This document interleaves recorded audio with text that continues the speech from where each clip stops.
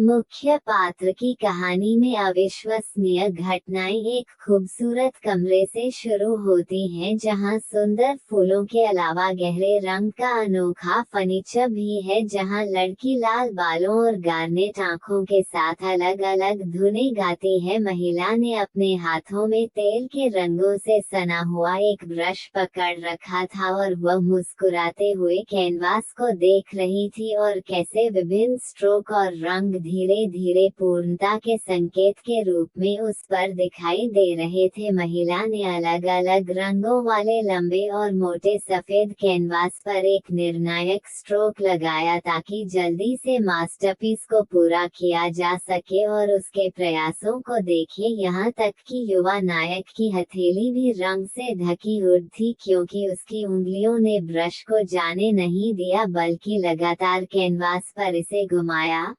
प्रगति को देखने के लिए रुकी और फिर खुद को फिर से प्रक्रिया में डुबो दिया। लेकिन जब कहानी के नायक ने गंभीरता से चित्र बनाना समाप्त कर दिया, आखिरकार वह कहीं गर्द होती अगर वह अपनी ही कृतियों से प्रभावित नहीं होती। एक शानदार लेकिन अंधेरे अभिजात वर्ग के कमरे में मुख्य पात्र कैनवास के सामने बैठी थी और परेशान थी, क्योंकि वह समझती थी कि उसकी क्षमताएं अब पहले की तरह प्रभावशाली, महान और असामान्य नहीं रही। थोड़ी निराशा के साथ महिला अंधेरे सोफे पर लेट गई, जबकि उसके लाल बाल फर्नीचर पर पड़े थे और जबकि वह खुद उदास होकर आहें भर रही थी और अपने आप से कह रही थी कि वह वियोला नहीं हो सकती, लेकिन यह जरूरी था। लड़की ने अपनी आंखें बंद कर ली, क्योंकि थकान और आक्रोश उसके शरीर को तेजी से भर रहा था और वह खुद सोच रही थी कि भले ही उसके पास वियोला का शरीर, उसके कौशल और आवाज है, फिर भी वह नहीं हो सकती। और यह सब इसलिए है क्योंकि पहले वह एक पूरी तरह से अलग व्यक्ति थी, जिसका लाल बालों वाली वियोला के शरीर में पुनर्जन्म हुआ था और लड़की के अपने आप होने से पहले, यानी छोटे बालों वाली एक महिला थी। उसे अपने जीवन के अंतिम क्षण भी याद हैं, क्योंकि यह महसूस करते हुए कि उसने ललित कला जैसे विषय के लिए केवल इसलिए हस्ताक्षर किए थे क्योंकि वह रुचि रखती थी, लेकिन वह वास्तव में कोई रिपोर्ट नहीं देना चाहती थी। लड़की के पास लाल आंखों और काले बालों के साथ एक असंतुष्ट चेहरा था, क्योंकि वह समझती थी कि वह अभी भी कला को नहीं समझती थी। भले ही वह अब प्रसिद्ध गैलरी में कार्यों को देख रही थी, लेकिन जब महिला को क्षण भर के लिए याद आया कि उसने पहले गरीबी के कारण स्टंटमैन और कुरियर के रूप में काम किया था, मुख्य पात्र को एहसास हुआ कि उसकी छात्रवृत्ति जो वह वास्तव में प्राप्त करना चाहती थी, उसकी रिपोर्ट ग्रेड पर निर्भर करती थी। यही कारण है कि मुख्य पात्र वास्तविक उत्कृष्ट कृतियों के बगल में खड़े होने और यह समझने के लिए अतियथार्थवादी चित्रों की एक प्रदर्शनी में गर्द की छात्रवृत्ति प्राप्त करने के लिए उसे क्या देखने की जरूरत है और क्या चित्रित करना है। लेकिन उस क्षण जब बचपन की यादें उसके सिर में जागी, तो ऐसा लगा जैसे उसके चारों ओर सब कुछ खाली और सफेद हो गया। नायिका को याद है कि कैसे वह अपने चित्रों को मूल्यांकन के लिए न केवल अपनी मां के पास बल्कि सुनहरे बालों वाली शिक्षिका के पास भी लेकर गई थी, ताकि वह उनकी प्रशंसा कर सके। लेकिन उन क्षणों में भी उसके पास कोई स्पष्ट प्रतिभा नहीं थी। लेकिन अब वह एक आर्ट गैलरी में है और बहुत सारे रंगों के साथ सभी प्रकार की पेंटिंग देख रही है और महसूस कर रही है कि वे इतनी बुरी नहीं लगती हैं और देखने और सोचने के लिए कुछ है। लाल आंखों वाली एक उदास चेहरे और छोटे बालों वाली महिला ने चित्रों को देखा। ये समझ में नहीं आ रहा था कि क्या उसने अच्छी तरह से पेंट किया है, क्या दीवारों पर की गई आड़ी तिरछी रेखाएं उसे आश्चर्यचकित नहीं करती हैं, या वह इस तरह से खुद को शांत कर रही है, ये सोचकर कि उसके लिए पेंटिंग सिर्फ कागज पर पेंट से ज्यादा है। उसने कला के काम को देखा, जिसमें ज्यामितीय आकृतियों के बीच एक गोरी महिला को दिखाया गया था जो सोती हुई प्रतीत हो रही थी। लड़की उसके ठीक सामने खड़ी थी और महसूस कर रही थी कि यह कैनवास था जो एक अजीब आकर्षक ऊर्जा का विकिरण कर रहा था जिसे रंगों में दर्शाया गया था, लेकिन सौभाग्य से काम के नीचे ही उसका एक विवरण था जिसे मुख्य पात्र ने जल्दी से समझना चाहा कि लेखक अपनी रचना के माध्यम से क्या संप्रेषित करना चाहता था और पेंटिंग का इतिहास क्या था। कला के घर में जिसके ऊपर एक नीला स्पष्ट आकाश था।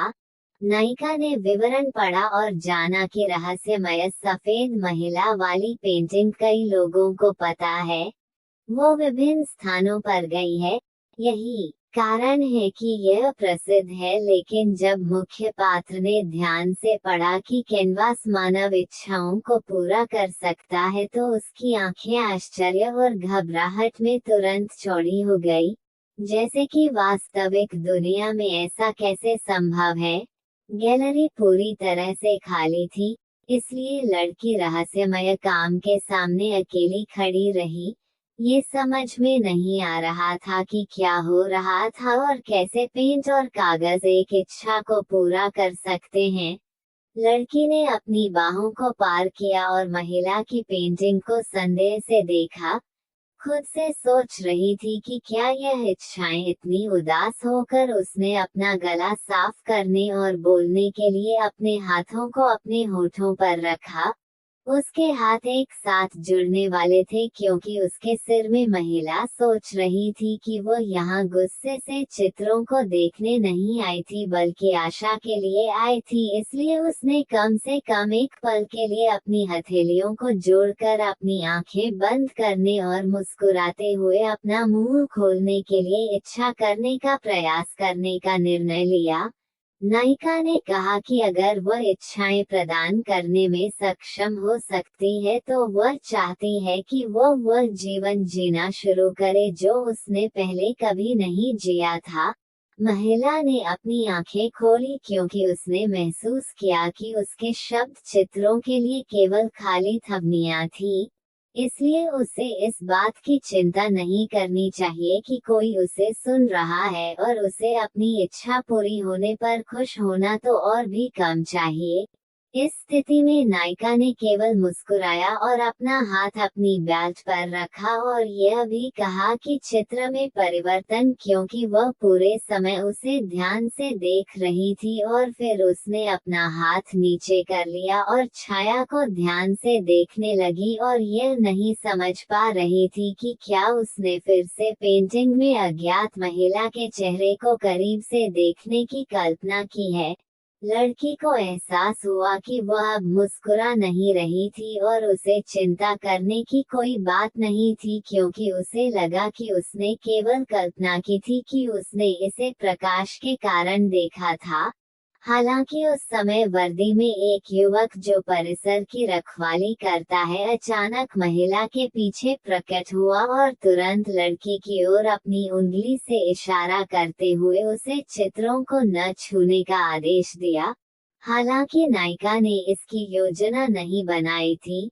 लाल रंग की महिला झुकी और गार्ड की ओर मुड़ना चाहती थी और कहना चाहती थी कि उसका यहाँ कुछ भी छूने का इरादा नहीं था, लेकिन उसने कभी उम्मीद नहीं की थी कि उसके बाद उसके साथ क्या होगा।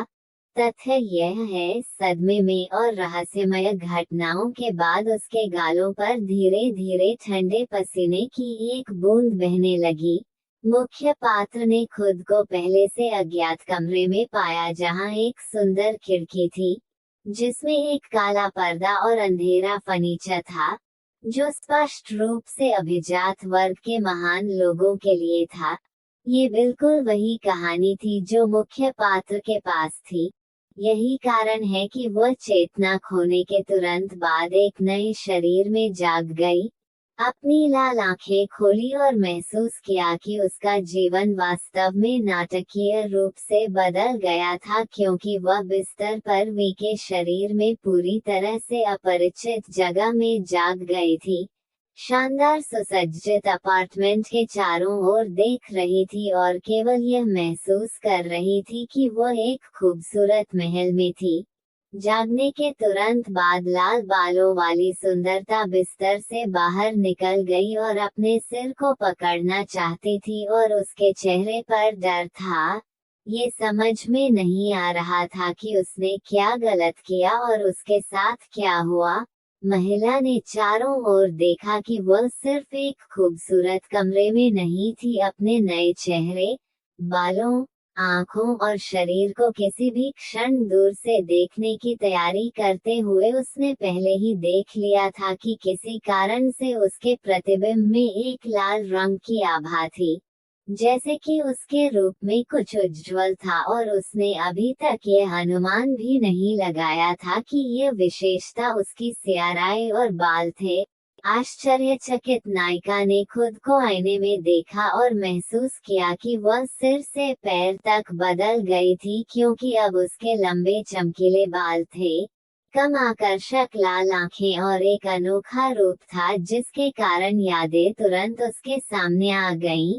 फिर नायिका को एहसास हुआ कि उसे अपना अतीत नहीं बल्कि वियोला नामक एक खलनायक का जीवन याद है। हेलेन भी उसे एक पंखे और महंगी बालियों के साथ कल्पना करती है। जब वो खुद थोड़ा दूर देखती है, एक रहस्यमय चरित्र दिखाती है। अचानक घटनाओं ने लड़की के सिर को घुमा दिया, जिससे उसे तुरंत बिस्तर पर बैठना, खलनायक लाल गुलाब के मार्ग के अंत की कहानी एएलएस को भी एहसास हुआ कि यह किसी प्रकार का उपन्यास है। नायिका आश्चर्यचकित थी क्योंकि उसने महसूस किया कि वह इसी उपन्यास में पुनर्जन्म ले चुकी थी, क्योंकि इसमें वियोला एक शपथबद्ध खलनायिका है जो हमेशा ईर्ष्या करती थी और सफेद बालों वाली मुख्य पात्र ड्यूक की प्रेमिका का अनुसरण करती थी। नायक ने वियोला को एक उदास चेहरे के साथ बहुत बुरी और कपटी के रूप में कल्पना की थी। उसे एहसास हुआ कि वह उपन्यास में केवल एक छोटा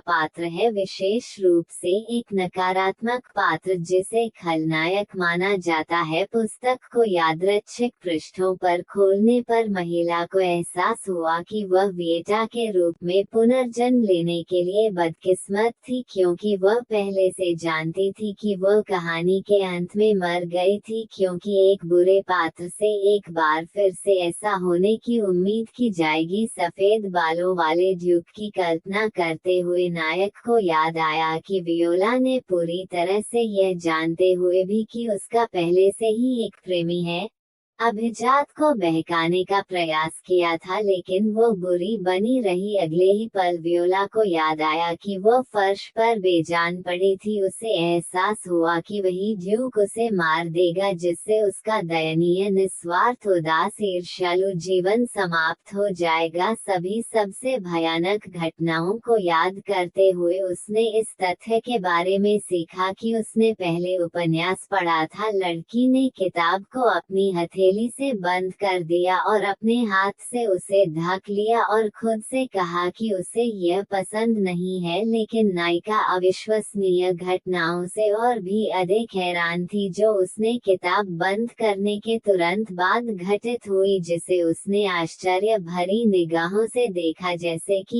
यह कोई वास्तविक चमत्कार हो। बात यह है कि कहानी का शीर्षक धीरे धीरे नीली किताब से गायब हो गया, जबकि महिला की उंगलियां शीर्षक के पास ही रहीं, जैसे कि अब किसी को इसकी जरूरत नहीं थी। ठीक वैसे ही जैसे कि लाल गुलाब की कहानी में था। महिला को इसका एहसास तब हुआ जब उसने फिर से किताब खोली और महसूस किया कि सभी अक्षर गायब हो गए थे या वाशित हो गए थे। यही कारण है कि वो पृष्ठों को पलटना जारी रखती थी, यह समझे बिना कि उसकी आंखों के सामने किस तरह का जादू हो रहा था। लड़की ने अपने पिछले जीवन को याद किया और लाल बालों के साथ खुद की एक नई छवि की कल्पना भी की। यह महसूस निराशा से लगभग रो पड़ी, इसे सहन करने में असमर्थ।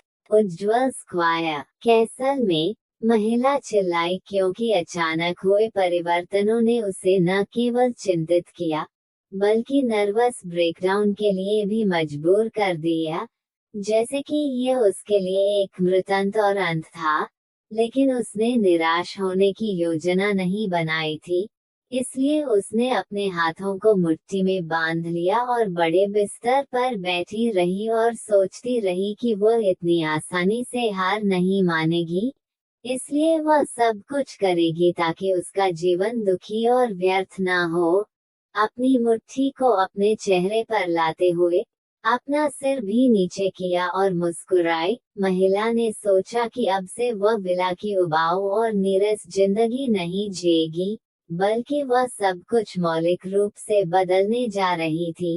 लड़की को याद आया कि उस दुनिया में उसे याद करने वाला कोई नहीं था, लेकिन जब उसने अपने सिर में सुंदर मूर्तियों और कामों की कल्पना की, तो उसे एहसास हुआ कि इस दुनिया में यह आसान नहीं था उसकी बगल में कल्पना करना उसे, और यह महसूस करते हुए कि वे अक्सर ड्राइंग के मामले में एक दूसरे के साथ प्रतिस्पर्धा करते थे और वियोला अक्सर अपने प्रतिद्वंद्वी से ईर्ष्या करती थी, जैसे कि रहस्यमय सफेद बालों वाली लड़की की ओर मुड़ना। वियोला खलनायक ने उसे ड्राइंग में हराने की कोशिश की थी, इसलिए उसने लगातार उसकी शैली और ड्राइंग तकनीकों की नकल की। जब वह कैनवास पर बैठी और ब्रश उठाया तो उसके हाथ को देखते हुए लड़की को डर के साथ एहसास हुआ कि असली वियोला के विपरीत जो एक प्रतिभाशाली कलाकार है, वह केवल एक प्रतिभाशाली अनाड़ी महिला हो सकती है। महिला उदास होकर चुप हो गई, क्योंकि अपने निर्णय को परखने के लिए कुछ चित्र बनाने की कोशिश करनी चाहिए। उसने अभी इसे करने का फैसला किया, क्योंकि कैनवास के बगल में ही कई बड़े और छोटे ब्रश भी पड़े थे, जिसका उपयोग वियोला अपनी प्रेरणा को चित्र में बदलने के लिए करना चाहती थी। लेकिन थोड़ी देर बाद जब महिला लगन से कैनवास पर गहरे और हल्के रंगों की अलग अलग रेखाएं,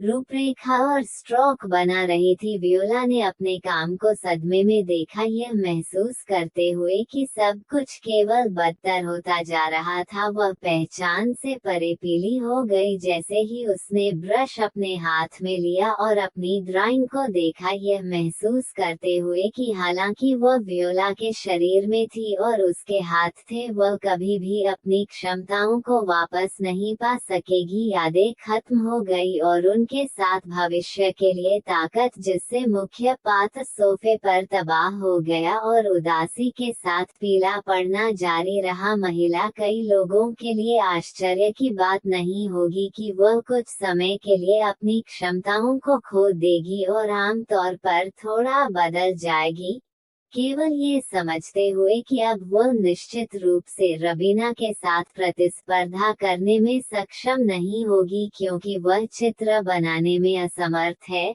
महिला ने कैनवास पर वापस जाने और अपने चित्र को देखने का फैसला किया कि क्या सब कुछ इतना बुरा है।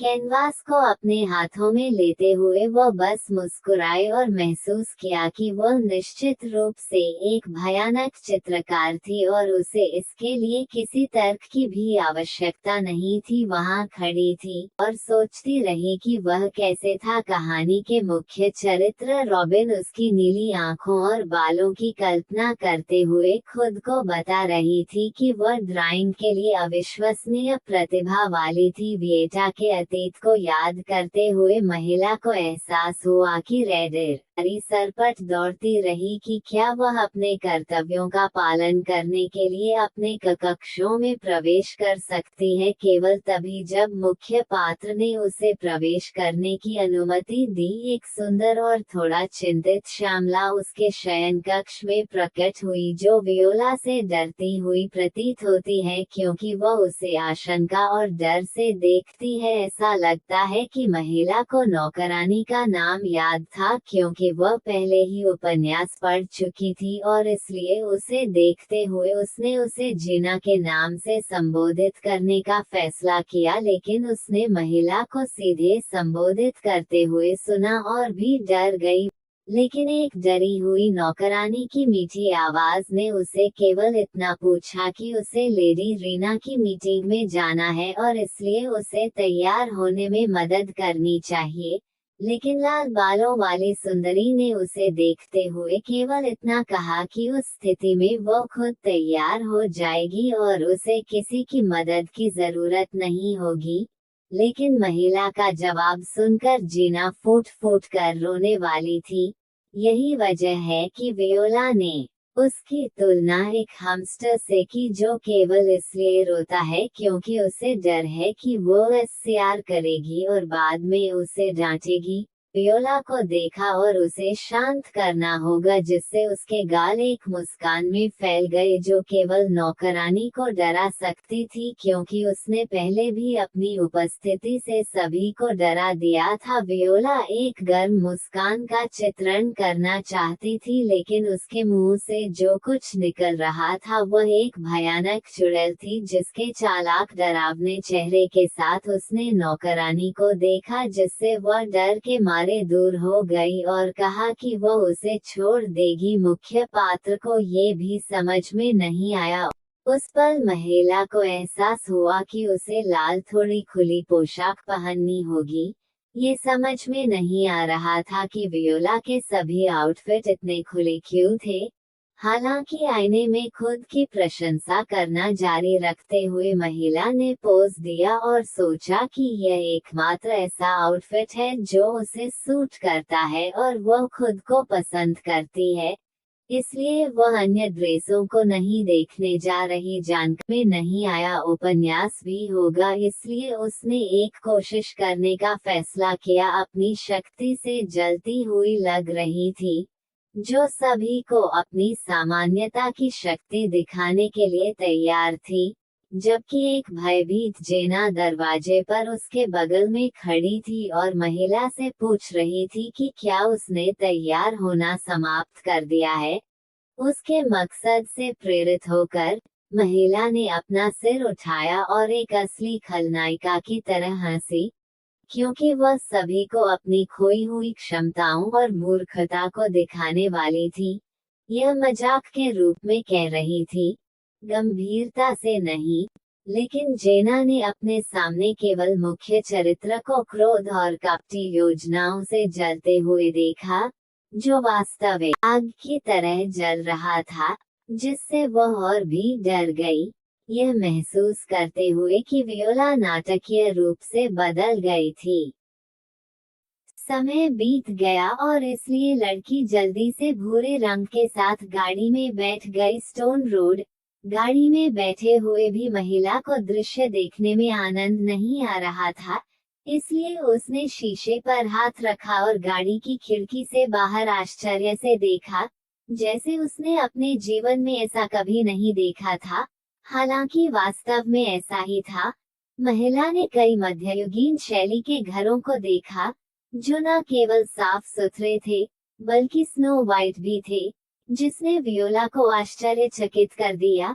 चारों ओर सब कुछ एक परी कथा की तरह लग रहा था और कुछ मिनट बाद लाल बालों वाली सुंदरी उपन्यास के मुख्य चरित्र के महल में पहुंची, जिसने उसे आश्चर्यचकित किया। रीना के स्नो वाइट पैलेस को विस्मय और उसके चेहरे के पास मुट्ठी के साथ देखा, क्योंकि वह खुद को दिखाने की तैयारी कर रही थी। रीना के महल के बगीचे में कुछ तत्वों को देखते हुए जो कई पेड़ों और झाड़ियों से सजा हुआ था, लड़की को एहसास हुआ कि जब उसने ये सब देखा तो वह थोड़ा स्वीकार करने लगी कि वह एक उपन्यास की दुनिया में समाप्त हो गई थी। महल के बगीचे में फूल भी थे जिनमें एक आकर्षक गुलाबी रोशनी थी, जिसे सुंदरी ने महसूस किया कि उसका छोटा लेकिन महत्वपूर्ण नर्म सफेद इंटीरियर के खिलाफ दृढ़ता से अलग दिख रही थी। मध्यम, जिसकी इच्छा पूरी हो गई थी और अब उसे खुद को साबित करने की जरूरत थी। इसलिए वियोला सबसे अच्छे क्षण की प्रतीक्षा करके और पौधों की प्रशंसा करके खुद को पीड़ा नहीं देना चाहती थी, क्योंकि वह तुरंत रीना से मिलने के लिए महल के मुख्य द्वार पर गई और उसे खुद देखा। जैसे ही गार्नेट बाल वाली लड़की ने कमरे में प्रवेश किया, महिला को एहसास हुआ कि यह अंदर से भी बहुत सुंदर और शानदार था। यही कारण है कि उसने छत की दीवारों और कालीन वाले फर्श को देखते हुए अपना सिर घुमाया। मुख्य पात्र खुद भी साधारण नहीं थी। क्योंकि कमरे में उसकी रक्त लाल पोशाक का मूड था।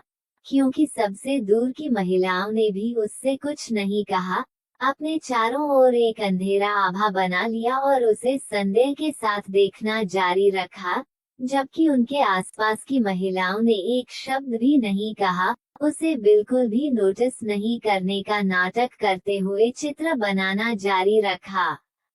खुद से कहा कि चारों ओर सब कुछ एक परी कथा की तरह रूप से मामूली लेकिन दिलचस्प भी दिख रही थी, जिसके कारण वह छाया में नहीं रही।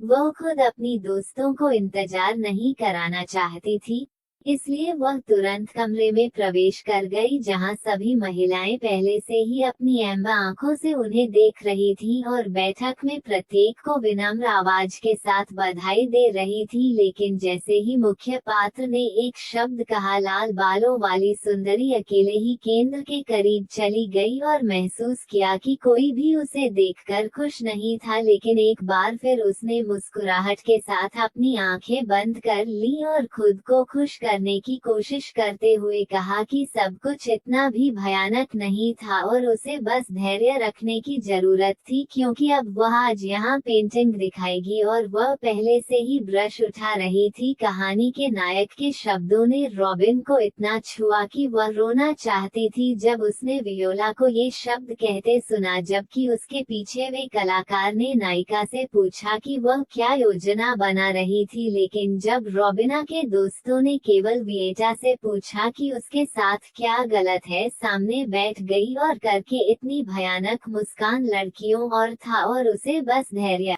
रखने की जरूरत थी, क्योंकि अब वह सभी को अपनी सामान्यता और सभी समझ जाएंगे कि वो बेकार है और उस पर बिल्कुल भी ध्यान देने की जरूरत नहीं थी। एक दृढ़ गेज के साथ चलने और कंपनी के तिरस्कार को नजरअंदाज करने के विचार से वियोला रबीना से थोड़ी दूर बैठ गई और उसे फिर से न देखने का इरादा किया। लेकिन इसने सभी को आश्चर्यचकित कर दिया नीरसता से कि वह चाहती थी गया वास्तव में उन्हें उसके व्यवहार के बारे में क्या। वियोला के सवाल का जवाब नहीं दिया क्योंकि वे उससे डरती थी, जिससे उनमें से एक भी हिल गई थी। इसके अलावा अन्य लड़कियां कहानी की नायिका को देख रही थी, चाहे वे नीले या हरे बाल वाली महिलाएं हों, और वियोला ने उनकी नजरों को बहुत अच्छी तरह से महसूस किया। लेकिन वे उसके कौशल में उसके आत्मविश्वास को कम नहीं कर सके। कुछ समय के लिए वह कैनवास पर फूलों के फूलदान को नहीं, जिसे चित्रित किया जाना था,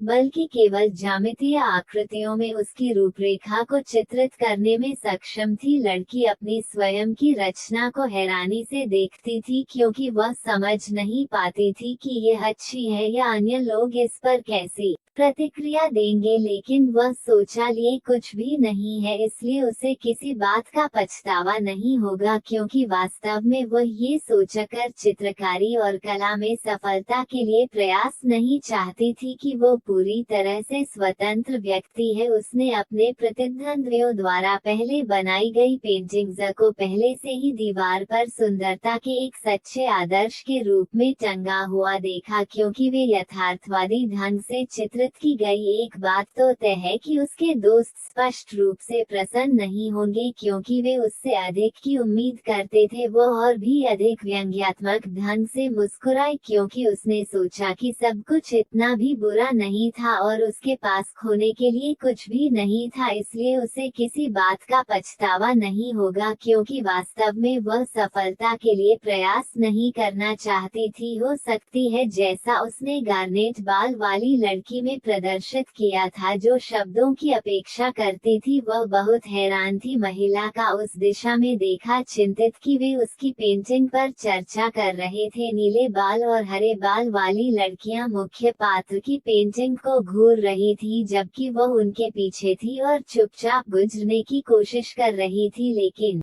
उसका काम अभी भी बेहतर दिखता है। लेकिन नीली आंखों वाली मैडम ने वियोला पर अपनी श्रेष्ठता साबित नहीं की, बल्कि कि अपनी पुरानी प्रतिद्वंद्वी को अफसोस और उदासी से देखा, जैसे कि वो कहने वाली हो कि उसकी बातें सच नहीं थी। उस समय सभी लड़कियां चुप हो गईं क्योंकि वे बहुत ज्यादा कहने से डर रही थी, इसलिए वे विनम्रता से एक पंक्ति में खड़ी हो गई और झिझकते हुए कहा कि शायद रीना की पेंटिंग बेहतर थी, लेकिन वियोला के शब्द अभी भी झूठ थे। लेकिन लड़की फिर भी लाल बालों वाली सुंदरी के करीब पहुंची और उसे थोड़ी दृढ़ता के साथ समझाया कि उसे अपना काम पूरी दुनिया को दिखाना चाहिए। लेकिन उस समय रबीना पास में खड़ी थी, जैसे कि देख रही थी। नायिका को एहसास हुआ कि लड़कियां महिला एहसास हुआ कि वह बिल्कुल भी ड्राइंग नहीं कर सकती थी। लेकिन जब वियोला ने फिर से अपने सहयोगियों की आंखों में करीब से देखा, जो ईमानदारी और खुशी, दृढ़ता और सत्य से चमक रही थी, नायक का मानना था कि वे सभी उसका मजाक नहीं उड़ा रहे थे उस पर, और कहा रबीना उदास और उदास होती जा रही थी। उसके चारों ओर सब कुछ सफेद और खाली हो गया, क्योंकि उसके होठों के कोने या तो उदासी से या ईर्ष्या से नीचे मुड़ गए थे, क्योंकि उसने उन लड़कियों को देखा जो अपना पूरा ध्यान वियोला को दे रही थी। रुबीना ने कहा कि उसे भी ऐसा ही लगा। नीली आंखों वाली लड़की के चेहरे पर हल्की लाली आ गई जब वह आगे बोल रही थी, नायिका को देखने और उससे कहने के लिए कि उन्हें उसकी पेंटिंग को सबके देखने के लिए प्रदर्शन पर रखना चाहिए, ताकि कई लोग उसकी प्रतिभा को देख सके। जैसे ही रबीना मुस्कुराई, गार्नेट महिला को यहाँ तक कि इस तथ्य से अपना हाथ ढकना पड़ा कि उसकी गोरी गोरी सुंदरता, उसके सामने सुंदरता और आकर्षण चमक उठी, जिसे उसने कभी और कहीं नहीं देखा था। लेकिन उसके आसपास के लोगों के शब्दों ने कहानी के नायक को केवल ये सोचने के लिए छोड़ दिया कि अगर इस दुनिया में लोग उसकी पेंटिंग को अलग तरह से देखते हैं, तो इसीलिए वे उसके काम की प्रशंसा करते हैं, जो पहले से ही सभी को देखने के लिए दीवार पर टंगा हुआ है। उसके मन में यहाँ तक कि स्थानीय पिकासो कहलाने के विचार भी आए, लेकिन इस समय तक बैठक पहले ही समाप्त हो रही थी, क्योंकि सूर्यास्त की लाल किरणें अभिजात वास्तुकला पर पड़ रही थी, जिसमें मुख्य चरित्र स्थित था। वियोला ने चुपचाप चाय पीने का फैसला किया। यही वजह है कि उसने मेज पर सुनहरे गहने और चाय वाला एक मग रख दिया, लेकिन उसने उम्मीद नहीं की थी कि उस पल कोई उसके टुकड़े को बाधित करेगा और उसे नाम से बुलाएगा। चुपचाप, लेकिन वियोला ने अपने हाथ में एक कप के साथ कहा कि यह ऐसा नहीं था। नायिका की चुप्पी को देखते हुए दूसरी लड़की ने मुस्कुराते हुए कहा कि शायद उसे चित्रों की तुलना में पुरुषों के बारे में बात करना अधिक पसंद है।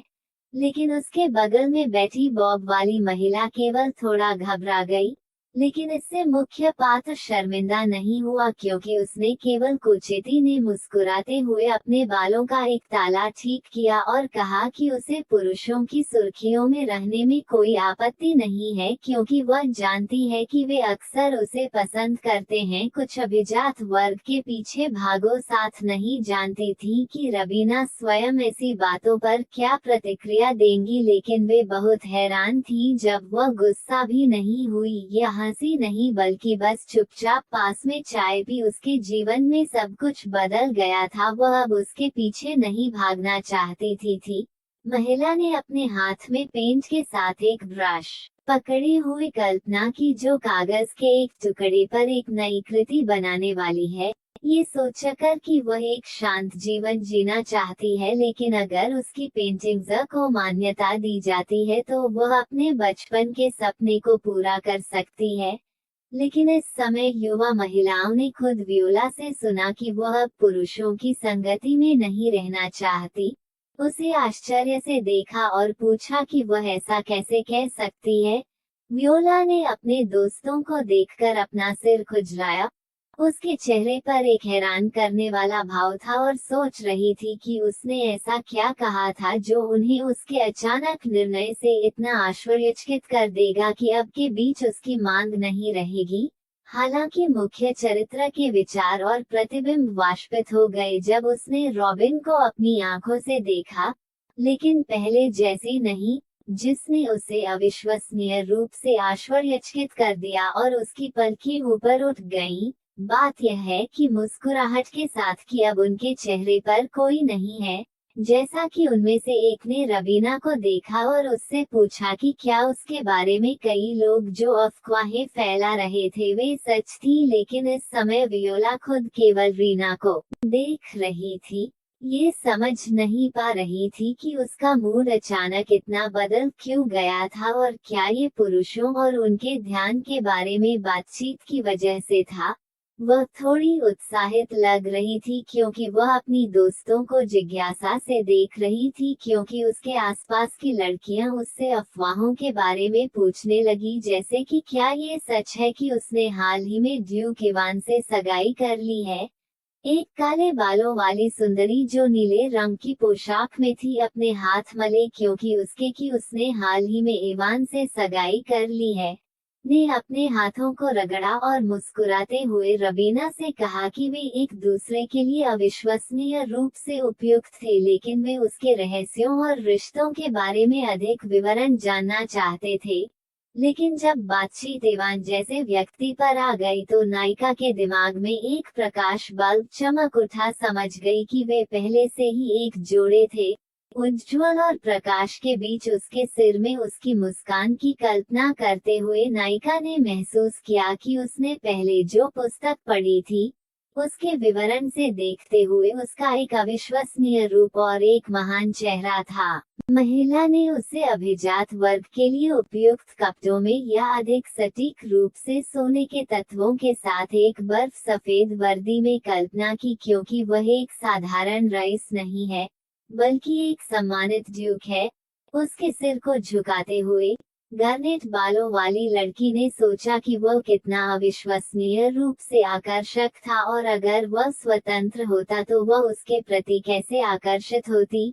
लेकिन रॉबिन ने केवल इतना कहा कि वह अपनी खुशी के लिए खुश थी, लेकिन उसके शब्दों के तुरंत बाद एक गहरा सन्नाटा छा गया, क्योंकि सभी महिलाएं चुप हो गईं और आश्चर्य से देखने लगी। हाँ, और अगर सन्नाटा छा गया क्योंकि सभी महिलाएं चुप हो गई और पहले से ही उत्साहित नायिका को आश्चर्य से देखने लगी, जिसने महसूस किया कि उसने ऐसे बोला था जैसे कि वो और उसके प्यार से ईर्ष्या करती है। चाय पीते हुए लड़की ने खुद से कहा कि भविष्य में चुपचाप बैठे रहो और कुछ भी अनावश्यक मत कहो। उस पहली बार उसकी क्षमताओं के बारे में सीखा, दूसरों से मिली और सुंदरता का आनंद लिया। वह जाने वाली थी क्योंकि बाकी सभी लोग चाय पार्टी छोड़कर घर चले गए थे, लेकिन जब कोई वियोला के सामने आया तो वह उसकी तरफ मुड़ी, क्योंकि उसने इस व्यक्ति से उसका नाम सुना था, के पीछे से आती रही और कहती रही कि उसे उससे एक महत्वपूर्ण मामले पर तुरंत बात करने की जरूरत है। तभी लाल रंग की महिला नीली आंखों वाली लड़की की ओर मुड़ी और पूछा कि उसका क्या मतलब है, लेकिन रवीना को बोलने की कोई जल्दी नहीं थी, जैसे वह शर्मिंदा थी या उसे नहीं पता था कि एक बेहद स्पष्ट बातचीत कहां से शुरू की जाए। रवीना चुप रही और इसने वियोला को सतर्क कर दिया, जिससे वह उसे घबराहट से देखने लगी।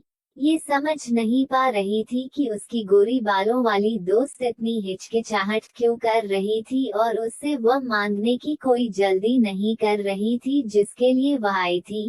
रोबनासुर ने वियोला को और भी अधिक आश्चर्यचकित कर दिया, क्योंकि वह उन शब्दों से आंसुओं के कगार पर थी जो वह कहने की कोशिश कर रही थी, जबकि वह अपनी उंगलियों को देख रही थी जो हताशा और गलतफहमी से एक दूसरे को छू रही थी। वियोला अपनी बाहों को हिलाना चाहती थी, जिसकी उसने अपने मन में कल्पना की थी, तब हुआ जब रोबिना वहां खड़ी रही और कुछ शब्द कहने के लिए साहस जुटाने की कोशिश कर रही थी।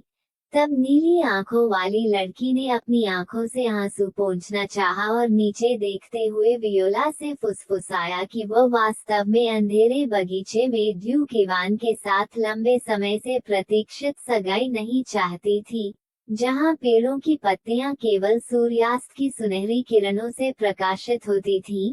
सदमे और स्तब्धता के कारण वियोला निष्कर्ष निकालने की जल्दी में नहीं थी। उसने रॉबिन से पूछा कि वह क्या कह रही थी। लाल पोशाक वाली ने मुस्कुराते हुए कहा कि उसे इतनी चिंता नहीं करनी चाहिए क्योंकि वह उससे प्यार नहीं करेगा और उसकी सराहना नहीं करेगा। तो मुख्य पात्र केवल उसके चेहरे पर देखकर मुस्कुराया क्योंकि वह पूरी तरह से जानती थी कि ऐसा नहीं था, क्योंकि उपन्यास में वे एक अद्भुत जोड़ी थे। लड़की को गुलाबी टोन में उपन्यास के पृष्ठ याद थे, ये याद करते हुए कि वे सभी में सबसे सुंदर जोड़ी थे और इसलिए यह बस नहीं हो सकता था। यही कारण है कि वह विश्वास नहीं करती। रॉबिना के शब्द गोरी को शांत करने की कोशिश कर रहे थे। सगाई के बाद सब ठीक हो जाएगा, लेकिन जवाब में रॉबिना केवल निराशा से रोई और बताया कि ड्यूक ने उसे छुआ तक नहीं और वो उसके बारे में कुछ अफवाहों पर विश्वास करने लगी थी। फिर महिला वियोला ने अपने हाथ रीना के कंधे से नीचे करके उसकी बांह पर रख दिया क्योंकि उसके वार्ताकार के अंतिम वाक्य ने उसे ड्यूक के बारे में कुछ महत्वपूर्ण विवरण याद दिला दिया था। उसे बर्फ के सफेद बालों और उसी हल्की आंखों के साथ उसका चेहरा याद आ गया। वियोला को याद आया कि उसके सुंदर दिखने और अविश्वसनीय तरीके के बावजूद वास्तव में ऐसे ड्यूक के बारे में बहुत ही अजीब अफवाहें फैल रही थी। इस वजह से उसने रवीना को घबराहट से देखा क्योंकि वह समझ नहीं पाई कि क्या उसका मतलब ये था कि उसका भावी दूल्हा एक नपुंसक था, यानी एक ऐसा आदमी जिसकी पैंट में उसकी गरिमा नहीं थी।